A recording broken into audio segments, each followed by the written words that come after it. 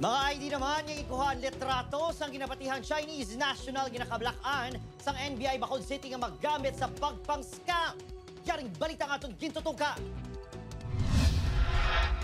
Ginakabalakan sa National Bureau of Investigation sa Bacolod City posible pagluntad sa nagkalain-laing na financial online scams mao sa insidente nga pagpamakal sa national IDs sa isa ka ginapatihan Chinese national. Posible man maggamit ang sensitibong impormasyon sa mga residente sa pagpameke sa birth certificate kang iban pa nga records suno sa NBI. Ginagamit yan dun sa mga extortion at saka mga blackmail na modus operandi.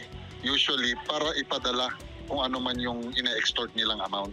Ginatutukan man sa NBI ang ginaaligar upod sa Chinese national nga lalaki nga si alias Mark, isa ka Pinoy. Suno sa mga residente sa boundary sa Barangay Estefania kag Vista Alegre, mas madasig sila nga nahaylo sa pagpatag ni alias Mark. Pila sa ila ang nagupod pa sa mall kung saan may pwesto babae nga Chinese national agud mas mapadasig ang ilang transaksyon kag makuha ang ginpasalig nga kwarta.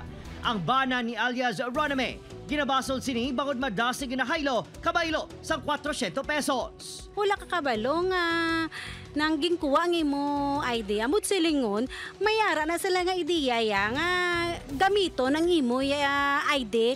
Hindi lang ya ang imo ya itsura, kay isla na nila ya sa ilay ya mga tao da ito ya sa ilang lugar nga pwede sila ya makakadto diya sa Pilipinas nga gamito ng inyo ID.